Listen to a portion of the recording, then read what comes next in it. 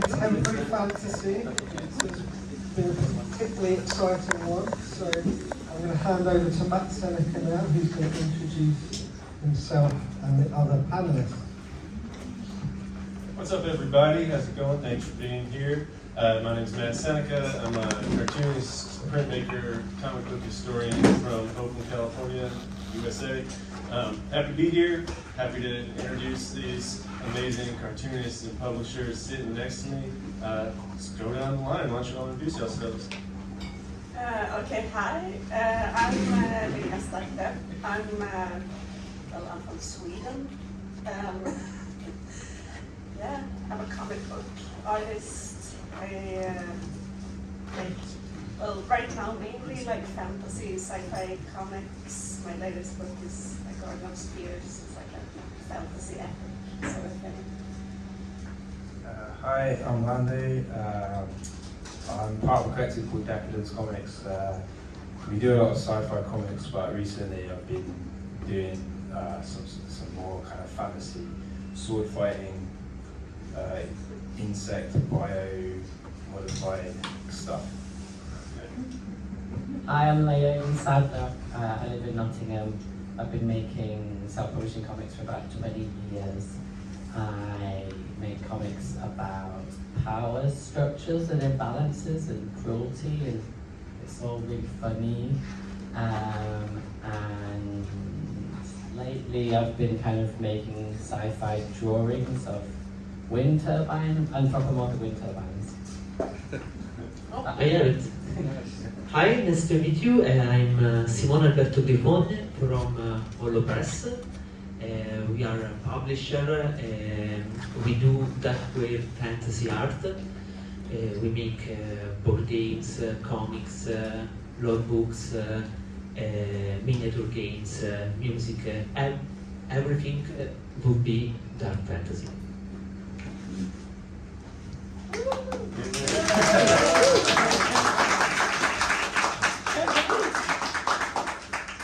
Alright, so I'm going to try to talk for a short little bit so these guys, these fantastic artists, can talk for a long time. This is the Contemporary Fantasy Comics panel. And what does that mean? Maybe we'll find out today. I don't know. But I kind of, when I heard I was going to chair this panel, I kind of thought to myself, well, all comics are fantasy comics. You got movies which present this simulacrum of reality, and you got books in which the reader creates the world of the story in their mind. But comics, you as the reader are engaging in someone else's fantasy, something that they define the look of the world, the biological processes of the world, the frequency it vibrates at. You're indulging in visiting the artist in their fantasy when you read any comic. So on that level, all comics are fantasy comics. On another level, you could probably class something like 60 or 70% of all comics ever published as some kind of fantasy. You got sci-fi fantasy, historical fantasy, romantic fantasy, heroic fantasy. That's a huge chunk of just comics in general that are fantasy comics. But, we're here to talk about this special little scene's kind of approach to and vision of fantasy comics. And I'm guessing everybody who's sitting here knows, but if you don't know, part of this scene that ARC is here to celebrate and uplift, you could call it underground comics or alternative comics, whatever shorthand you want to use. A big part of its history is that a lot of artists within it have defined themselves sort of in opposition to fantasy tropes, in opposition to the mainstream of comics where fantasy is so common that it's basically just when that person thinks of comics, they probably think of fantasy. So here within this scene that's opted out of that to some extent, we've got these fantastic artists who've opted in. So I thought I'd start by asking, and we can go down the line, or who's ever got an answer, feel free to pipe up. What is, for you as an artist, what is the use value of fantasy? And define fantasy however you may want to. Oh my god, I haven't thought of like the use value. I think for me it's just something I kind of do. Like when I was a kid, I wanted to be like a writer, sort of, that like I would be Ursula Le Guin or something. And I'm better at drawing than prose, so I ended up just doing fantasy comics. I think for me there's a lot of freedom in it. I think I said somewhere else in some other interview that like if you're doing something set in like the real world, and say it's like, okay, it's America in 80s or something, and suddenly you have this question of like, what kind of car is this guy driving, and like what does it say about him, and if this car exists in 1983, you know, you butt up against all these like very trivial, mundane questions. I think especially as someone like me who draws in a kind of specific way, I think it's easier if you do like semi-abstract sort of stuff, but for me it's like in a fantasy setting I have this freedom of just like making things up, you know, and I do research for like, just like looking at old architecture or whatever, but it's more like in a way where I can remix things and like think about like what's the meaning of this for me, like, not like, because I think with like real world stuff you often come up against like, what is this going to mean to another person, and in a fantasy setting it's like easier to just like go by my personal vibes and connotations in a way that I find very comfortable to work with. Maybe too comfortable, but I find it enjoyable, yeah.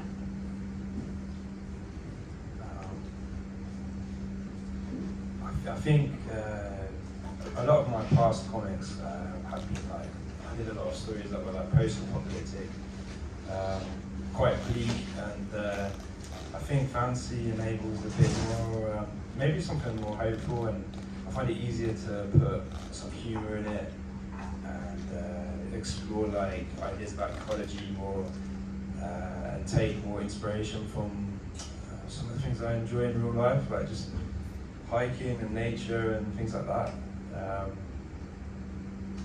I like the openness for any possibilities really, and I think also a lot of like dystopian thinking about the immediate future and technology and stuff. It's also like very boring. Like I don't want to make comics about people looking at their phone. Internet, even the internet is like really boring. For me personally, some people do it really well, but I just find fantasy is a nice way to kind of, not to be just nostalgic, but just to have like an open sandbox to like experiment with other ideas and possibilities, I guess. I think what you said about this is set in America at this time and there's this car, is that like in comics, every symbol and little thing, the reference is heightened, and we all have biases towards like certain objects, and so if you remove all of those objects, like that's really interesting. I hadn't thought of it in that way, that that's part of fantasy. It's like there's no reference, and any reference you put in, you're fully kind of in control of that. I forgot what the question was. What's the use value of fantasy for you as an artist? For me, I think I was thinking about this, like, why am I on this panel? I was kind of thinking back and actually thinking about HoloPress. When I first started making comics, one of the things that influenced me the most was Matt Brinkman's Terratoid Heights back in like 2003, and the stuff that the guys from Fort Thunder, they were making these like beautiful, like raw, semi-abstract noise comics, but the language, the stories and everything was high fantasy, and everything like that kind of shifting was so inspiring, because I realized I had absolutely no interest in autobiography or people talking about themselves. What I wanted to do was like be taken to somewhere, and those guys did it so well that I spent years ripping them off, trying to do it as well, and I couldn't do it. So I don't know what I do now. I don't know if it's fantasy, but like fantasy stuff is so like alive with like makes you want to make stuff so bad. So I think like if you're an artist and you can also like encourage people to do that. Yeah, there's something very encouraging and inviting, I think, about the fantasy realm as well. First for all, I'm not an artist. I can draw anything. I'm only a publisher, game designer. I can sing something because I'm a singer, but for sure I can draw anything. But I can tell to all of you my fascination for fantasy was born when I had 5-6 years old and I had seen the Neverending Story. And when I see the guy ride Falcor, I really want to do it. And I cry because I can't. And for the reason, I think this is the magic of the fantasy stuff that you can do, be, or go everywhere you want. Oh, I have a question. Is Sonic the Hedgehog fantasy? For me, yes. Yeah. Let's take a vote, everybody out there in the crowd. Is Sonic the Hedgehog fantasy? Yes. Okay. The only reason I brought it up because when I was little, I used to read Sonic the Hedgehog comics, and it was really crazy seeing Woodrow Phoenix here because you did Sonic the Hedgehog comics. Oh. And they were so different to the other stuff that your name, even when I was a little kid, was like, who is this? And it never occurred to me to look you up. Connecting this thing to that thing, and why is it interesting to me, and what can I do with that aesthetically, sort of. And then, obviously, I have like thoughts about things, like on a conscious level. Like I try not to make my comics like incredibly racist or sexist or something. Like I try to rein myself. I mean, I don't want to make racist or sexist comics, so rein myself in is like the wrong expression. But I mean, I don't want to like unintentionally bring like bad things into my work. So I have to like have some conscious thoughts, and I want it to like proceed in a way that feels logical, but that kind of comes after the initial impulse, I think. Because the initial impulse is usually just aesthetic. Yeah. Is there like much editing after you've kind of like, oh, okay, I think this is what this is? I think usually my process is I have some kind of initial image. Often with a lot of things I start out doing like a couple of pages of something, like the latest thing I did.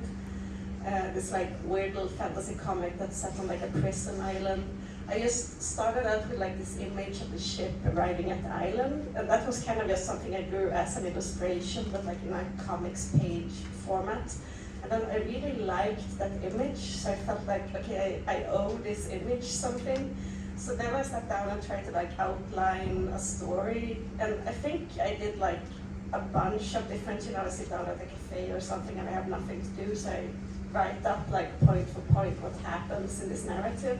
And I think at that phase is like where I end up doing the most editing, like try to organize events in a way that feels logical.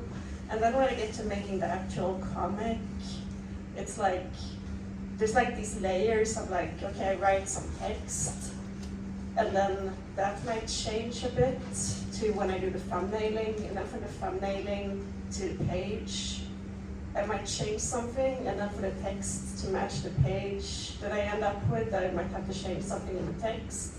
And then obviously I have someone like proofread it to like point out, like inconsistencies and like weirdness, to like, so I can like correct those like minor things. So I think about myself as not editing a lot, but I end up with like these layerings of trying to like corral all this stuff into being something, I guess. Yeah. Do you Sorry, do you mind me asking you guys a question? Because I wonder if Dave has this too. Do you ever find that because the imagery and stuff is so exciting that you are like rushing through it and you have to go back and slow down? I don't know. There's a moment that I just saw of this like egg thing kind of being picked up, and the physicality of it is just like, oh, it's like this thing. We have to slow down and see like what this object is, or like here. Yeah. This thingy. Oh yeah. I ended up like dedicating 2 pages to the thingy because it felt nice to draw. Oh sorry. I don't even know if the thingy was like planned. I needed this character to like have some kind of way of like telling the movements of the stars, but you don't really have like fixed stars in this universe, like the suns and the stars are like floating around. So I thought of this thing where, you know, you like read the future in the innards of a bird or something, you know, that kind of fortune telling. And then I ended up with like I need to draw like the weird stuff that's like inside this thing. That's like not an important moment for the story really, but it felt like it's such a nice thing to focus in on.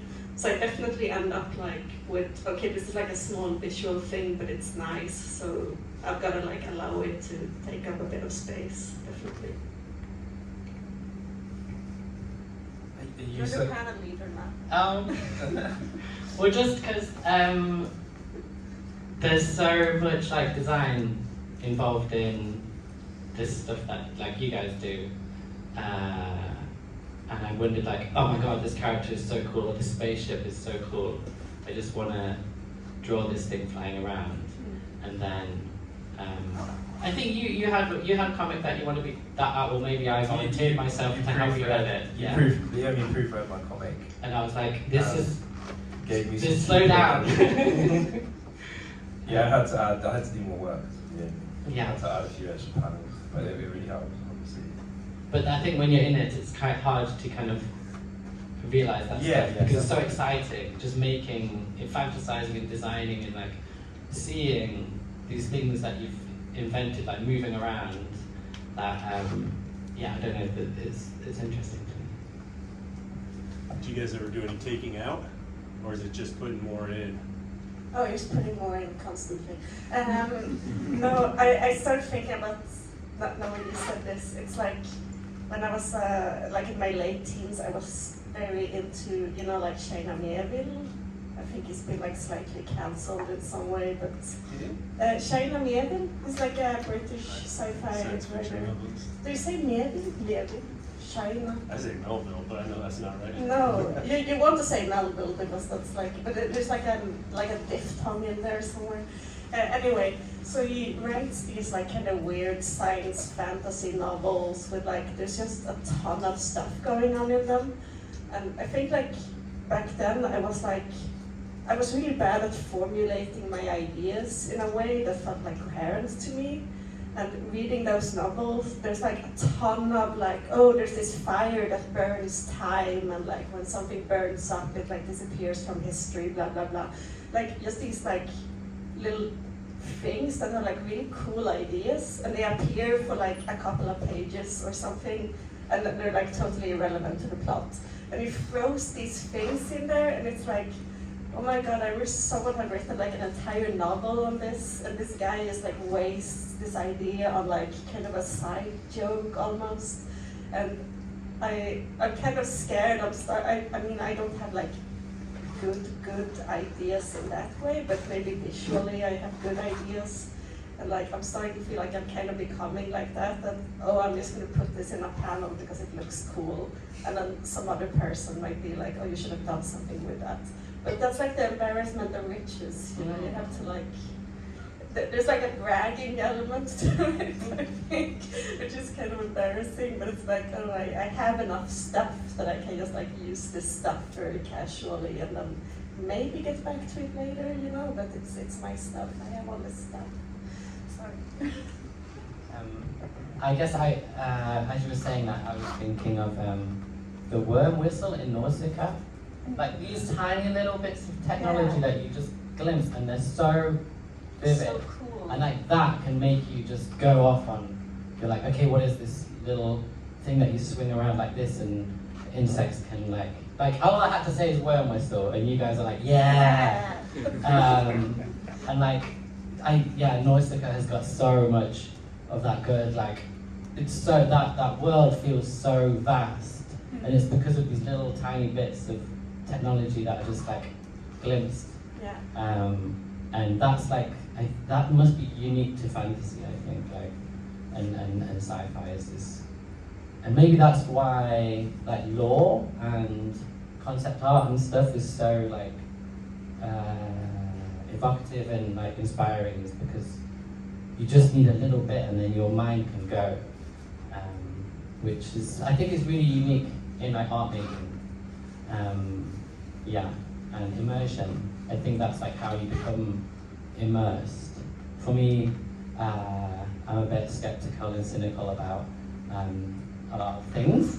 I come across, I was talking about this yesterday, like how often in contemporary art, like installation is used and people describe it as immersive. And it's like, no, that's not immersive. The worm whistle is like true immersion. You're gone, like seeing that little thing being whipped around, you're like, that's immersion. But yeah, so. We return to the original question because I don't know how to. I mean, we can also just keep talking. I don't care. You don't have to answer my No, question. but return point of the question. I think that we are a publishing house. We choose our artists and the things that we like for our taste. We see something and we publish it because we like it. And there is a kind of vibe publishing house, like vibe. I think that PO and Dimension Press are similar, are a vibe publishing house. You have something that is fit perfectly with that reality, and you see it when you have in your hands, like the card for Pio now, made by the Elder Gold. It's perfect for Pio. I see that cards, and I feel that is in the same world, with the same energy, like our Lord books. All the artists have something in common, make different stuff, but have a line, like the grunge in Seattle, or that metal in California, something like that. I have a question for you. Is there ever like an artist who you really, really love, but it doesn't fit the Hollow Press vibe, and you have to be like, I can't. I love this work, but it's not the vibe. Does this ever happen to you? Yes, happen. And when this happen, I try to find another house for that author, because I really want to work with. If I like something, I want to work for me, not for money, not for. But I want to be my name in that comics, in that games that I like. For me is my goal, and for that reason, probably I want that you don't give a fuck, but I don't know if I can tell like this. But I take the Linnea rights for Italy for another publishing house because I really love to have the vibe of the Linnea books and the PO books in Italy that we don't have. And Linnea too is Linnea send to us a comics in a future. Is difficult because like A Frog in the Fall is not Hollow Press stuff. I really love to work on A Frog in the Fall, but it's not Hollow Press, vibe, and we cannot do it. Would you ever make an anti-Hollow Press to kind of to run like in parallel? It's a good idea. We can do it. Talking about like talking about the worm whistle versus like, you know, concept art books. I feel like there's kind of, you're almost describing like two opposite magnetic polarities that draw you into making a comic. You know, you can see the worm whistle, for lack of a better example. It's a great example. And you're like, I got to do that. This little thing that, you know, by itself, just an image of it is not particularly special, but it's a portal into this whole world that is super special. But then, you know, a lot of looking at those concept art books or like model books, or those books where it's like all the turnarounds of the Gundams that all the animators had to look at and stuff, that's so in depth, and it creates such a detailed image of this fantasy world. And I feel like both impulses can lead you into making something. You can have this whole, you know, kingdom with like J.R.R. Tolkien. You can have this whole kingdom with its own like stupid literature and linguistics and everything, and you got that all in your head, and you just got to find a way to put it on paper. Or you can just have the little stuff and put enough little stuff together, and you may find a story. And I guess I'm wondering, like, which do those impulses battle in you guys? Do you start with little stuff and try to build something bigger out of it, or do you have big fantasy worlds and you gotta crush them down into a comic book sized package? Oh, I'm definitely like a little stuff first person, I think. It's also interesting, like the contrast of those two things. I recently, because I got like this e-reader, and I was like, okay, I need to like get used to reading like a long text on a screen. So I got Lord of the Rings, the trilogy, in like the original English. I don't ever read like a Swedish translation when I was a kid. And there's like, you have all this like big stuff, but then like a lot of the things that are like kind of striking and make you like invested in the world are like tiny and kind of dumb. Like there's this thing towards, it's kind of towards the end, you have these big stone statues, and they're just like mentioned, like almost these Easter Island type big stone figures, and like, oh, they're very old and like no one remembers who made them, and then they're like never relevant again. And I think something like that makes the world, it's like what enlivens the world, I think. Because if you can have all these like lines of kings, but that's mostly irrelevant for how people actually move through the world, you know? So I think that's actually like a thing that people get too preoccupied with, and like when you're trying to do like world building. Because like the thing that stands out about Tolkien is like this obsession with like history and lineages and stuff. But that's also kind of that made sense for him. But I don't know how much sense that makes for like a normal person to care about. So now I'm definitely like a small things first kind of person. Yeah, I'm like a chronic doodler, so a lot of the doodler, yeah. So I've just been like sketching A3 sheets full of many different small drawings, and a lot of them are trash, but some of them are like, oh yeah, I like that, I'm going to use that in something. And but also the kind of fantasy comics I've been doing, they're all pretty much, they're all wordless, and I've been releasing them, some as small scenes, some as like short stories and anthologies, but it's the amount I can fit into these sort of small packets of comics or just visual art is very small, and it doesn't, I like the slow burn sort of way of doing it, and I don't really like big lore dumps and stuff. Like you have to figure it out, but at the same time I am trying to like keep things consistent. I'm obviously thinking about that stuff, but I like presenting small bits, and it's a weird world, and like you have to. I have some ideas about, it's kind of like magic and magic systems, but it's more maybe more banal and like sciencey, I guess, or could be like a bit like how nature works, and nature is still to this day like mysterious, and you don't really understand like how everything happens or why things happen. And I like using that abstraction and manifesting it in the comic, in fantasy comics, I guess. There's something, sorry to, there's something about the lore dump as a thing which is kind of interesting, because I feel like you have these two different things that comes up in Tolkien a bit, where on the one hand you have the lore dump that's just there to like facilitate like why is this happening. I think like with like Aragorn's whole deal and like, okay, this like generations of kings and blah blah blah, that's like deeply uninteresting to me. But I'm also a person who has read the Silmarillion multiple times, and that to me, because that also gets characterized as, okay, it's like a whole book that's just like a lore dump.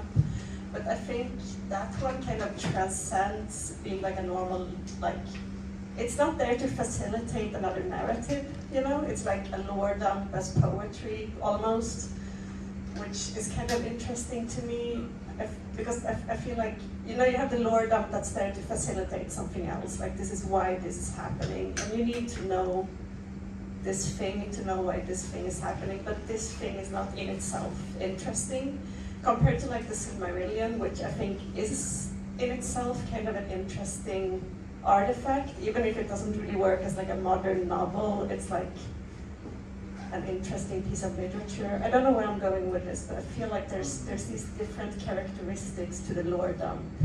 And I've found myself lore dumping more and more, but I try to make my lore dumps like be something in and of themselves, you know? And I hope this can kind of redeem them in the eyes of the reader. Yeah, your turn. Well, would you say a lore dump is kind of similar, and this is for everybody, would you say a lore dump is kind of similar to like one of those Art of books, where it's like, here's a city that you never saw, except for in a tiny little bit in the background in the Star Wars Visual Dictionary. Oh my Yeah. god. Oh, the cross-section books. Oh yeah. Fuck me. I think I was wondering about the lore dump, but like ambient lore dropping might be like an interesting thing to consider. Like the only things I know about Warhammer or Warhammer 40k are like little tidbits that I hear from friends, and like they're so. I think if I sat and read and like tried to find out why this machine is operating like this, I would be quite bored. But like for someone just to drop in like, oh, by the way, you know, they paint them red because the machines that orcs use are powered by like their mental will, and if they believe that it's gonna go faster than it will, so they believe that if it's red it goes faster, and so then it happens. And I was just like, that's so much. I like just hearing that secondhand feels more effective than if I sat down with a book and kind of read schematics or something. It's so much fun to listen to a guy who won't shut up about Warhammer. I've also never played Warhammer, but I had a classmate like that when I was in school. I think he played as Elder, you know, the elves in like plastic armor, but he was also kind of obsessed with the orcs, and that was also like the thing. It's so much fun to listen to. Yeah. How do we like drop our lore in an more ambient fashion? Maybe you can talk about what are the Plastiboo books? They feel like lore. The Plastiboo books are lore books, and everyone knows Vermis made by Plastiboo, or someone doesn't know. You can the one who knows can put the hands in the air. The one who knows Vermis by Plastiboo. Do any of you guys? Yeah. Not much people. I want to. It's not a long story. Imagine like 4 or 5 years ago, Angel Plastiboo sent to us this book. It's not like this, but for be fast. sent to us this book, and we decided to publish it. We didn't imagine that the people like it, this kind of book so much, this lore book. There are a guide for a game that doesn't exist. You have like characters, enemy, weapons, situation, NPC, for a game that doesn't exist. And the first Vermis, the vibe when you read the first Vermis, for me it was a blast, because you travel in that world, but you have, as you told to us before, only small tips, and you travel with your mind with the small tips. If you know everything, it's not fun. It's not fun anymore. You need to know small tips and have your idea of that world. And I think that for an artist like Bastibou, like you tells to the people a small part of the lore and story of your creation, but inside you have a really big structure, like 100 years of something happened in that world. I think A Garden of Spears seems like a Bible, the beginning of a Bible, because you have this small hint. You don't understand really well the story, but you know that there is a big world. There is a lot of stuff to discover, to understand. I think as a person who like really sucks at video games, like this sort of Plasticoo thing is like the ideal way for a game to exist, which is like not at all.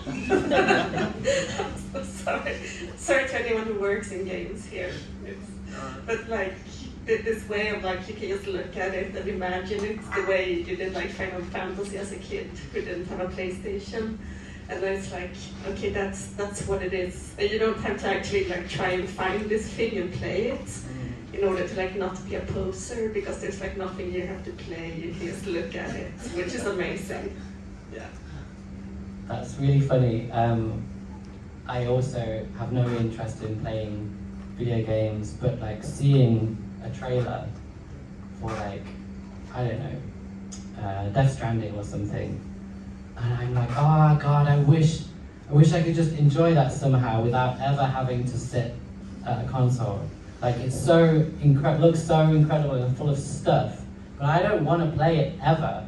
I could watch my friend playing for an hour and be like, okay, I've done Death Stranding, something. Yeah, it's like video game playthroughs on the internet, and like streaming is obviously like insanely popular right now. So I mean the feeling of like wanting to watch another person play a video game is obviously like very, very common. Seeing how like the entire thing about being a video game streamer. I mean, aside from people like being weird and parasocial with like the person, it has to also be like the experience of just wanting to watch someone else play a video game and maybe like have some little comments on it. And the less they speak, the better, in my opinion. I don't want to actually see the streamer. I just want to. Well, it's I think with like, I don't know, Star Wars, that like actually not knowing something is so much more exciting than having it explained to you. I think like the way that I can connect to this question with my own comics, for a long time I would beat myself up because I couldn't tell stories at all. And then I realized like, oh, it's because I'm not a storyteller. I'm more like a person who tells a joke. And that was so freeing because I realized like, oh, all my skill is like setting up like a vignette and just describing a vignette, and hopefully that vignette is interesting enough. And I'm quite excited about that as like a way of expressing some of these ideas without having like an actual. I have no stories to tell, but I want to show you like this interface between like a pilot and like the mobile suit, and like the opportunity for like allegory within that interface. So so I didn't mean to put full stop on that. Sorry. Was All there right. still a question? Yeah, y'all's turn. Who wants to ask a question? If anybody got one, raise your hand. I'll come pass you the mic.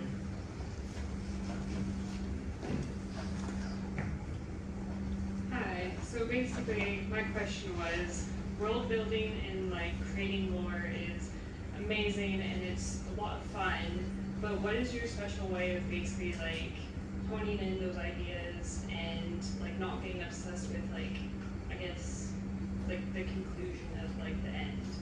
Like, I think it's a lot of fun like making images, but I get very overwhelmed whenever it comes to, I guess, like finishing the story basically.